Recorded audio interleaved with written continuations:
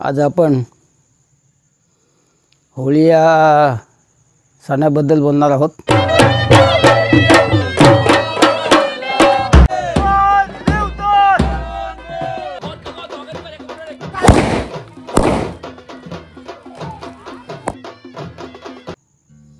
नमस्कार।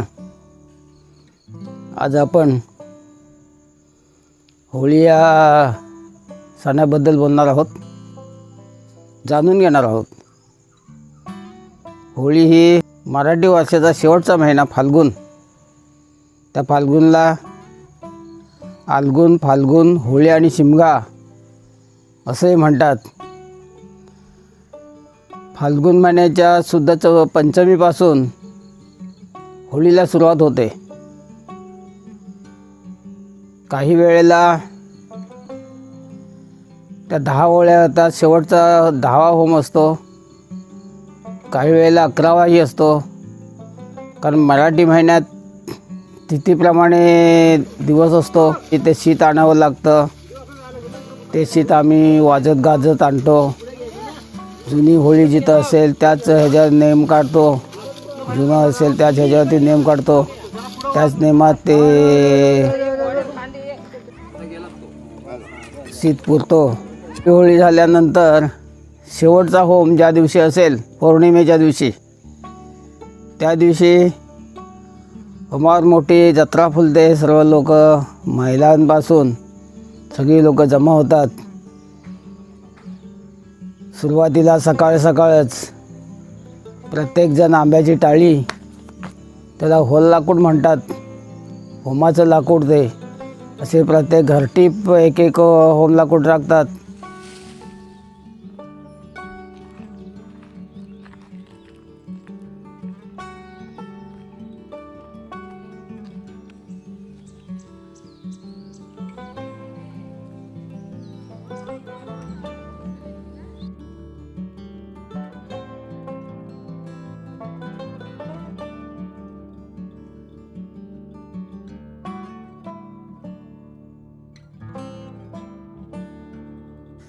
त्याच्यानंतर संध्याकाळी, रात्री म्हणजे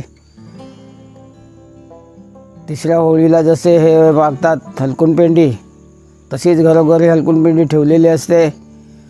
पोरं आमची नाचत खेळत वाजत गाजत ते हलकुंडपिंडी सगळी गोळा करतात।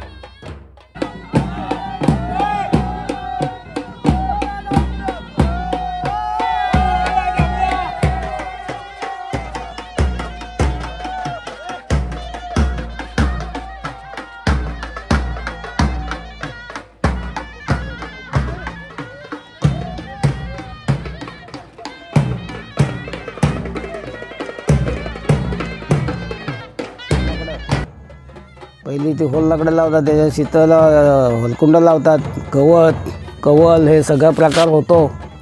आणि होम शेवटचा खूप मोठा होतो। आजूबाजूला फिरायला पण भीती वाटते. शेवटच्या होमाला कोण प्रदक्षिणा घालत नाही. अशा प्रकारचा शेवटचा होम होतो.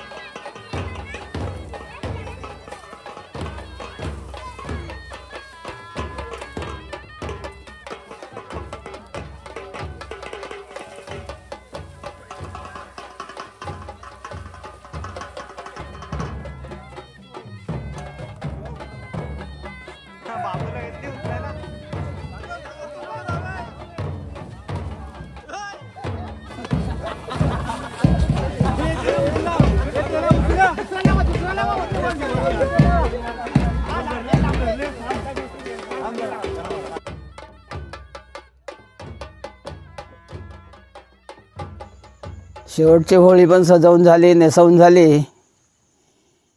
पहिल्याच होळीच्या दिवशी जशी फाग बोलतात तसंच शेवटच्या दिवशी फाग बोलतात.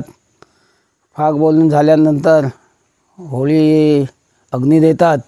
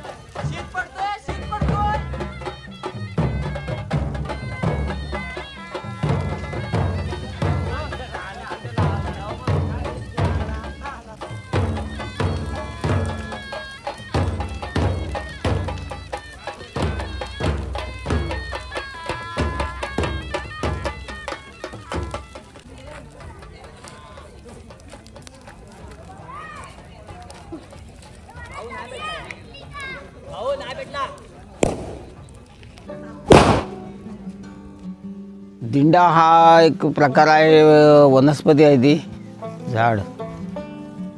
तो दिंडा भरीव असतो, म्हणजे त्याला आत मांसाचा गोळाचा भाग जास्त असतो. त्यामुळे तो तापवला, साधारण पेटवल्यासारखं करायचा. त्याच्यानंतर ती दगड ठेवलेली असते, त्या दगडीवर आपटायचा. ऑटोबॉम्बसारखा आवाज येतो मोठा. आणि ते आज पारंपरिक वरपासून चालून आले, ज्या सुरुवात झाली तिथपासून चालत आलेला प्रकार आहे हा. हे दिंड्याचं झाड हे लोक तोडतात. खूप असतात रानात आमच्या, भाऱ्या बांधून आणतात. आणि हा झाड असतो, ह्याच्यात भात म्हणतो ते घराचा भाग जास्त असतो, साल झाड असते. आणि ती पेटली की आवाज जोरात देते.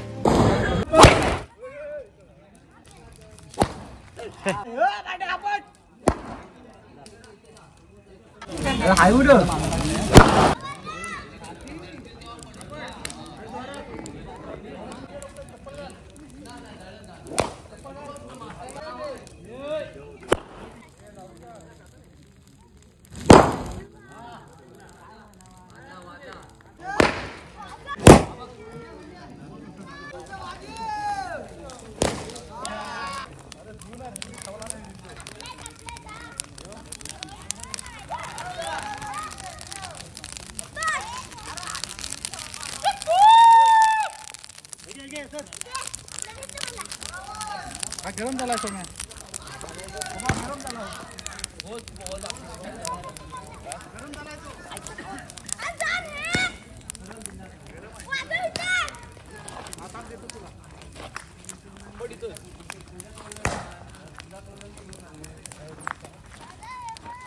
गरम झाला रे ते धरताव तो पण गरम होतो.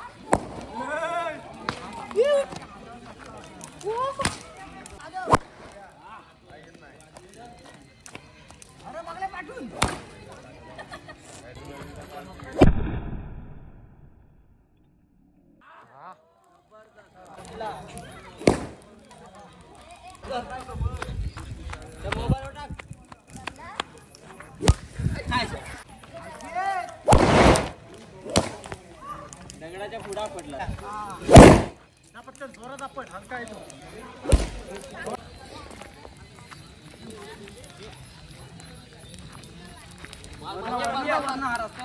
मार मार मार.